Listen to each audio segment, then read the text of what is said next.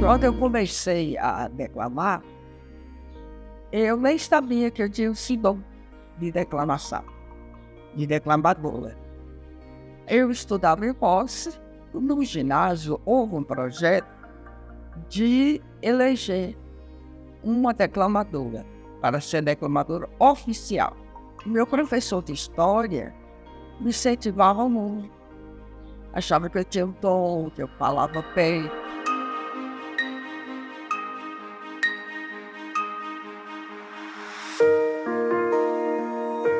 Eu trabalhava numa padaria e aí o irmão dela morava assim ao lado. E aí ele buscou ali, não sei se foi quando a mãe dela faleceu lá na Bahia, que ele foi para lá. E ela começou, era pequena menina, nós começamos a conviver junto. E nisso foi crescendo juntos, estudamos juntos, e foi indo, até hoje com aquela amizade dele. Existem pessoas que são privilegiadas. Nós temos uma geração, eu considero assim, uma geração de pessoas muito bem privilegiadas por Deus. A geração de 1940, na qual se inclui a Lia e todos os colegas de então, nós tivemos o privilégio e a graça, vamos assim dizer, de participar daquele momento, de termos nascido naquele momento, de termos crescido, ter a infância, a adolescência e o início da juventude naquele momento. A cidade de Posse era insignificante no contexto das cidades do estado de Goiás. A cidade de Posse é encravada na região mais pobre do estado, mas teve uma riqueza imensa, estratificada exatamente na escola. E lá a cultura era muito importante, a cultura literária. O padre diretor da escola, José Sebastião da Costa, que a gente chamava carinhosamente de Padre Zezinho, incentivava muito a literatura. Todos nós tínhamos que ler os poetas, os escritores, tinha que saber alguma coisa de todos eles. Ele chegava na sala de aula e teve jeito dele rápido, que ele era bem magrinho, chegava e dizia: hoje, essa semana, o poeta que vai ser apresentado no Grêmio é Castro Alves. Aí todos estão marcados. Não é de designar um ou outro, não. Todos tinham que estudar. Na época, ele promovia um concurso de declamação. E quem ganhasse naquele ano seria declamadora oficial da escola. Então, para nós era a glória, declamar no 7 de setembro. Então, a gente virava a estrela do ginásio. E eu fui candidata numa época dessas, o tema era patriótico. E, se fosse classificado, declamaria no 7 de setembro. E eu consegui, através da minha irmã, essa poesia, e declamei e ganhei o cargo, né? Pátria, deixe que eu cante a tua glória augusta, a glória de ser boa e de ser justa, pátria querida e liberal nação. E que um dia verá o mundo inteiro, o áureo dia em que cada brasileiro tiver um livro a lhe brilhar na mão. Pátria amada, pátria estremecida, pois sem restrições a minha vida é tua e só pertence a ti. Pátria, deixe que eu cante a tua glória augusta. Então eu buscava poemas para diversificar. Foi assim que eu tomei gosto e fui ampliando o repertório, fui ampliando. Hoje eu sei por baixo, de cor, entre poemas e sonetos, uns 100 daquela época, que eu aprendi naquela época e até hoje não esqueci. Graças a Deus, minha memória antiga está preservada. Então, a Lia se destacava e foi musa de todos nós, por sua inteligência, por seu brilho e, acima de tudo, pela arte que era dela própria, natural da sua pessoa. A Lia declamava, a Lia cantava. Ela tem aptidão, né? Sabe declamar e gosta, né? Todo lugar onde ela vai, qualquer reunião, ela tem que declamar uma poesia, ela tem que falar qualquer coisa. Né? Isso é natural dela. É que um soldado toda hora olhava para a diretora, para ver se já podia bater. A diretora ia atrás.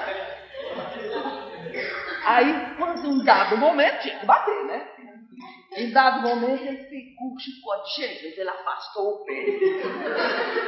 E desceu o braço nas costas de Jesus. E Jesus cancelou. Jesus só virou para trás assim e falou assim: vai devagar, filho da rapariga. Universidade Federal. E tudo isso era um pouco daquilo que é a Lia. A Lia realmente é essa figura que despontou ali, naquele conjunto, naquele momento em que todos nós nos agrupávamos. A Lia participava, na época o nosso colégio tinha, todo sábado nós tínhamos o Grêmio, dirigido por esse padre, né, que nos deu a oportunidade de conhecer um bocado da literatura brasileira. Grêmio Literário Gercino Rodrigues da Silva era um anexo do ginásio. E lá formava-se oradores, declamadores. O ginásio inteiro participava. Todos nós éramos obrigados a participar do Grêmio Literário. Teve um ano que eu fui, inclusive, vice-presidente do Grêmio. O colega Emílio Vieira foi presidente e eu fui vice dele.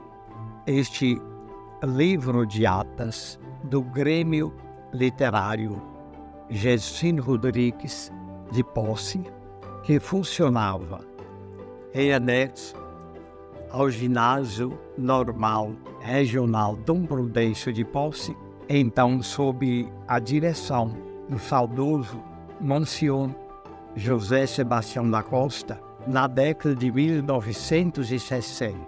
Veja-se aqui o termo de abertura do referido livro de atas, sendo numerado, assinado e rubricado pelo então padre José Sebastião da Costa, em maio de 1961.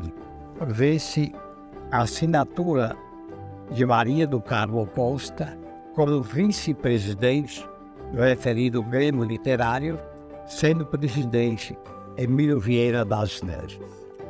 Nossa artista hoje homenageada, Maria do Carmo Costa, da intimidade nossa querida Lia, sempre se destacou nas atividades artísticas desenvolvidas junto ao mencionado Grêmio Literário Gercino Rodrigues. Desde essa época, Maria do Carmo se destacava como artista dramática, declamadora e intérprete de textos teatrais, e assim deu continuidade a essas suas atividades artísticas também depois que se transferiu para Goiânia. Graças à nossa querida e admirada Lia, em nós se acendeu a alma dos poetas. Um poema do grande poeta amigo, primo, conterrâneo, que é o Emílio Vieira das Neves.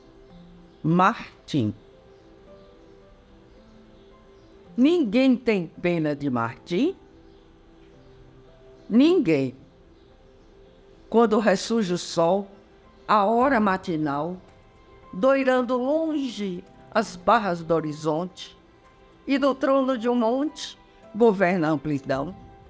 Martim, o seu vassalo, antes mesmo que surja a madrugada, toma aos ombros o manto da geada e vai para a roça assim. E eu o conheci através do Emílio, e ele musicou vários poemas do Emílio. No tempo de estudante, que os dois fizeram faculdade juntos. Olha a coincidência. Eu não sabia dele, nem ele de mim. Isso na década de 70 ainda.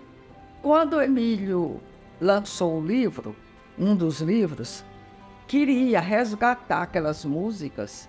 E quando ele foi pedir a editora lá, o órgão competente, eles exigiram a assinatura da pessoa que fez a música. Aí onde é que achar, gente? O rei virou o mundo através da internet e achou em Brasília.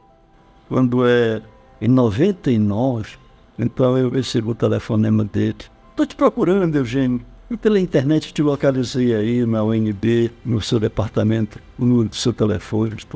Eu, rapaz, ele é mim. Fiquei surpreso. O que você quer, Emi? Ele falou, gente, você lembra daquelas brincadeiras, aquelas melodias? Pois é, eu reuni os músicos, vamos fazer um CD. Falei, rapaz, pois é. Só que a gravadora exige que você assine, autorizando. Mas tudo bem.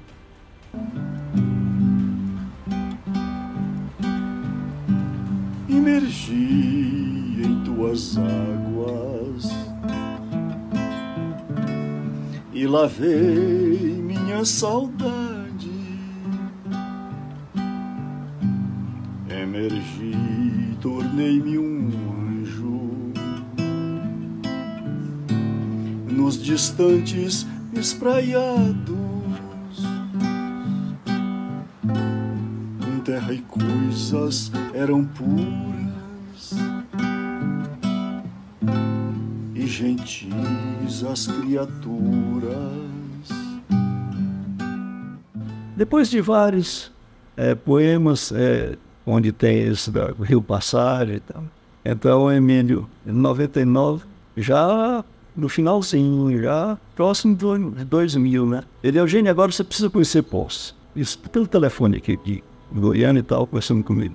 Eu falei, ô rapaz, que tal? Semana Santa de 2000. E assim foi, combinada essa viagem. E nessa viagem, o Emílio leva a Lia. E nós fomos para Poços e fomos conversando, dizendo que eu ganhei ele com as histórias de Poços. Contando como que ali era a Serra das Araras, e antigamente vinha, né? Eu contei a história de Poços todinha na estrada. Então ele disse que já chegou em Poços rendido.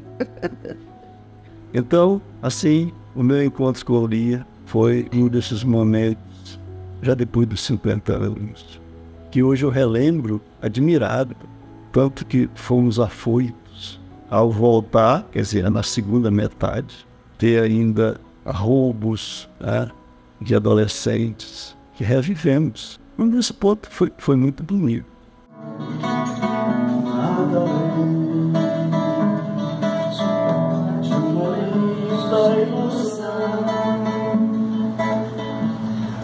O rádio anunciou que no Bazar do Amor havia preço de liquidação.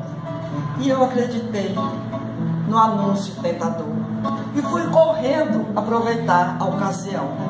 Quando eu lecionava aqui, já em Goiânia, mudei para cá, eu lecionava com poesia, sempre inserindo textos poéticos para os meninos criarem gosto. Eu aproveitei bastante o meu preparo como declamadora e como amante da poesia para introduzir o português na minha sala de aula. Tudo que a gente podia dar em português, eu dava através dos poemas. E sempre, como fui incentivada muito com poemas patrióticos, eu usava muito a Olavo Bilac. Ama com fé e orgulho a terra em que nasceste. Criança, não verás nenhum país como ir. Olha que céu, que mar, que nuvem, que floresta.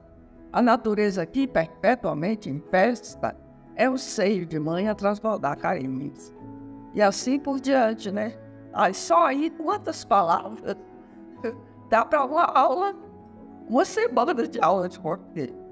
Agora, os títulos, os prêmios, aliás, que eu ganhei, o primeiro prêmio que eu me inscrevi, o primeiro concurso, foi sobre a morte de Fernando Pessoa. Eu fiquei em segundo lugar com o poema Se Te Queres Matar. E teve um outro prêmio que eu gostei muito de participar, Goiás 250 anos, quando Goiás fez 250 anos. Mas o poema tinha que ser sobre Goiás e inédito. Falei, pronto. Aí catei meus amigos poetas, todos estavam viajando. Eu telefonei para Mariane Hortência, estava para o Araguaia. Telefonei para Emílio Vieira, estava para Posse. Eu sei que eu catei todos que eu conhecia, que tinha amizade, assim, o suficiente para pedir, faz um poema para mim, pelo amor de Deus. Aí, quando eu liguei para Leda Selma, minha amiga e a poetisa também, ela disse, não, amiga, não é minha praia, poema, é história. Eu falei, ô Leda, é que eu estou para participar nesse concurso. Ela, eu estou sabendo, a Kelps está. Falei, pois é, eu vou ficar de fora, porque não tem. A conversa acabou aí. Daí uma meia hora, mais ou menos, uns 40 minutos, o telefone toca, era ela. E aí, arrumou quem fizesse o poema. Eu falei, de que jeito? Meus amigos poetas sumiram tudo, ninguém tava. Ela, não, eu vou fazer esse poema para você. Aí fez um pedaço do poema, mandou pelo fax.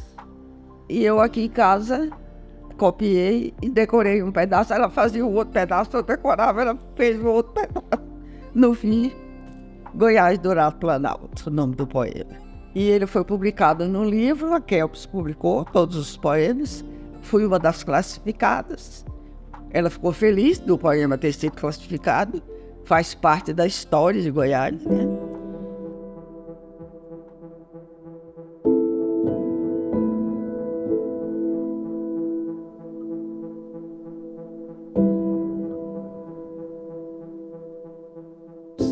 E no grupo que eu participava, na época também, quando coincidiu, foi na mesma época, e fomos apresentar esse grupo de danças folclóricas aqui da região. Nós fomos apresentar em Campo Grande. E lá eu declamei, vestida de bandeirante, esse poema, Goiás 250 anos. E eu citei como a declamadora oficial desse poema, que é um poema muito grande também. Ela fez a história de Goiás do começo ao fim. Foi muito lindo, viu, o poema dela. Quando eu aposentei, eu me vi sem chão. Porque a sala de aula era meu palco. A poesia, meu texto. Meus alunos, minha plateia. Então eu aposentei e perdi tudo. Fiquei, e aí? Eu vou declamar para quem? Aonde? Já estava numa época da tecnologia, onde ninguém queria mais escutar nada, ninguém escuta ninguém mais. Então, eu fiquei, gente, mas não é possível que meu talento vai morrer por falta de uso, né? Aí fiquei, mas como dizem que o universo sempre traz o que a gente busca, né?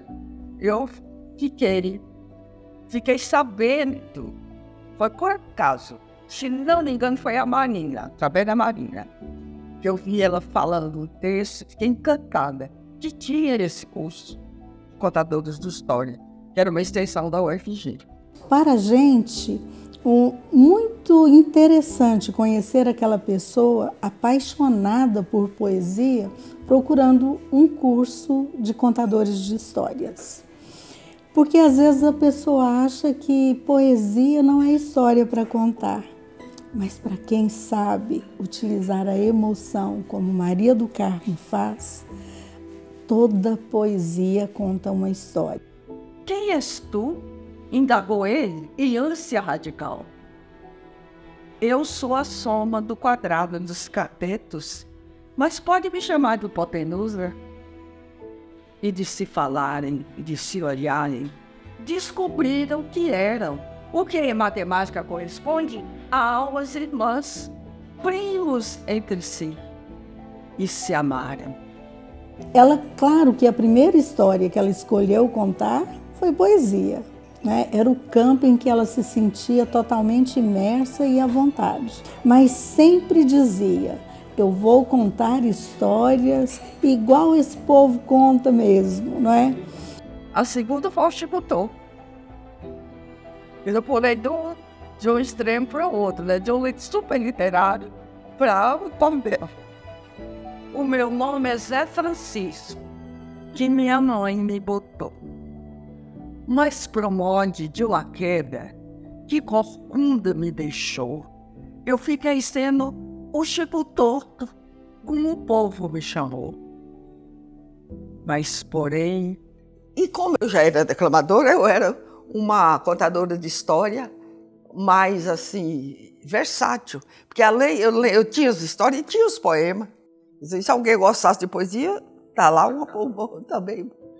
Fiz o curso E depois que eu terminei e fiz os estágios, tudo, veja bem, o Guaia é um grupo seleto. Não são todos que fazem o curso, que são convidados a integrar o Guaia. Não é todo mundo que quer isso. Eu vou fazer e já vou. Não. Você precisa preencher uns certos requisitos, sabe? E a Lia começou a se dedicar aos causos, aos contos tradicionais, populares. Ela não se fixou em ouvir alguém contar histórias e querer contar igual. Ela sempre trazia aquilo que era do universo, do gosto, daquilo que ela lia. Foi, assim, uma grande alegria poder convidá-la a participar do nosso grupo e ter como resposta sim. E viemos caminhando juntas nesses 30 anos de Grupo Guaia, sempre com a participação da Maria do Carmo. Quando eu fui integrante do Guaia, eu comecei a dar cursos também, junto com o pessoal, né? Todo mundo, nós demos vários cursos para professores. E eu peguei gêneros literários, eu e uma colega, a Ereni. Cheguei, conversei com a Edivânia, que é a coordenadora, né? Edivânia Braz. Eu, Edivânia, estou sentindo falta de aqui de uma coisa. O que, Maria do Carmo? Estou sentindo falta do cordel, que é um gênero literário dos mais antigos, do tempo dos trovadores, do tempo da Idade Média.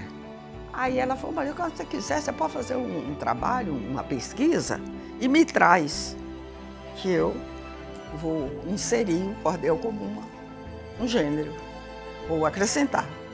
E assim fizemos. Hoje, mas eu fiquei estigmatizada. Então, falar em cordel é Maria do Carmo.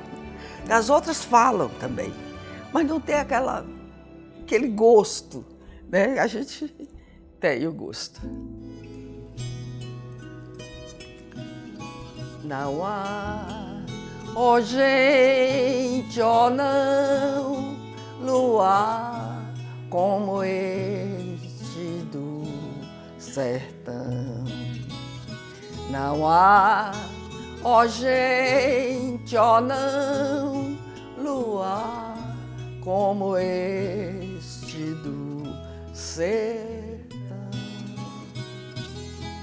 Poeta, cantor da rua, que na cidade nasceu, cante a cidade que é sua, que eu canto o sertão que é meu.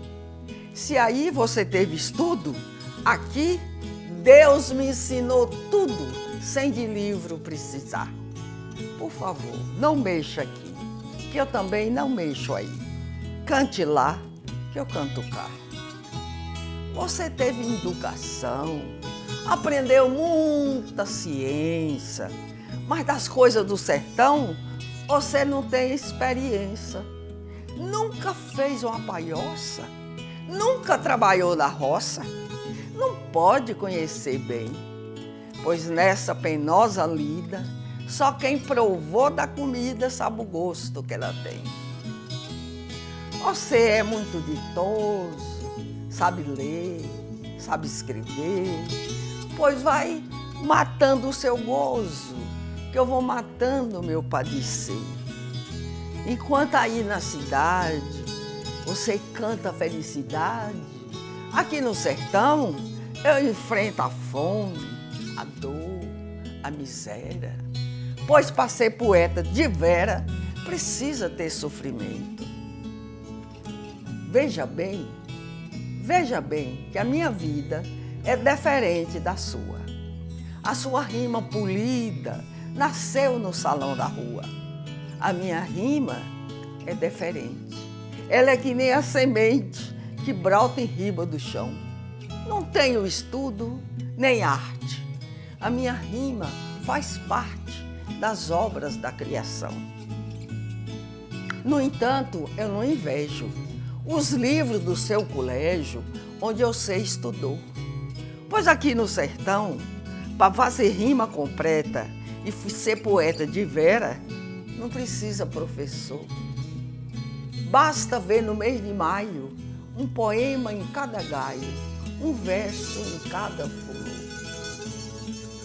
Poeta, não tenha queixa. Veja que eu tenho razão. em lhe pedir que não mexa nas coisas do meu sertão. Pois se não sabe o colega de que maneira se pega numa enxada para trabalhar, por favor, não mexa aqui, que eu também não mexo aí. Cante lá, que eu canto cá. A lua nasce por detrás da verde mata, mas parece um sol de prata prateando a solidão. E a gente pega na viola que ponteia, e a canção é a lua cheia a nos nascer no coração.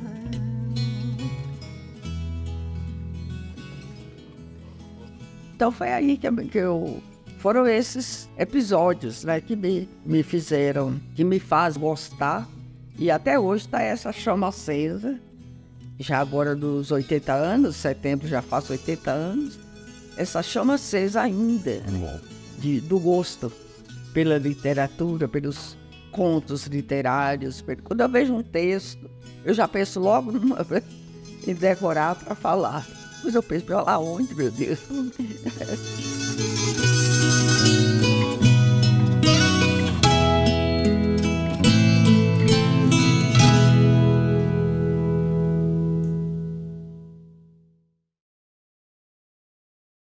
Porque as velhinhas de pau simples não sabem nem português. E vai saber latim? Mas lareira, não sabia. E elas iam rezar. Direitinho que elas ouviam, elas só latim. Então começava, mata Cristo, mata inviolata, mata intremerata, mata malha, desperta na justiça, joga sal nos enfermorum, rasga os pecadores. Ele vai. Era isso latim, não se entendia o pai falava lá. De latim, elas entendiam. Chegava num ponto que, na hora da Regina. Regina partiu a cara. Regina que o cabo para caçarol. Regina sem ter o nome. Santório, homem de Deus. Olha bem. Chama-se o gravado. Regina Santório, homem de Deus. Regina Santório era um homem. Sem ter um homem. E tinha uma que fala assim, Regina Sinelaba original e conceta. Elas entendiam assim, Regina com as boas chineladas, ela é você. Então, que isso aqui é o gente. O povo, a miserade, o pai que gosta do povo. Sem vai para escutar nada direito, eu preciso escutar, tu entendi. Nós queremos estudar, gente. O objetivo é que eu não saber o que era, né, que ela falando. Então, isso tudo daí um livro, para ver se fosse falar das coisas, da nossa cultura lá em Poço. Teve também uma colega nossa.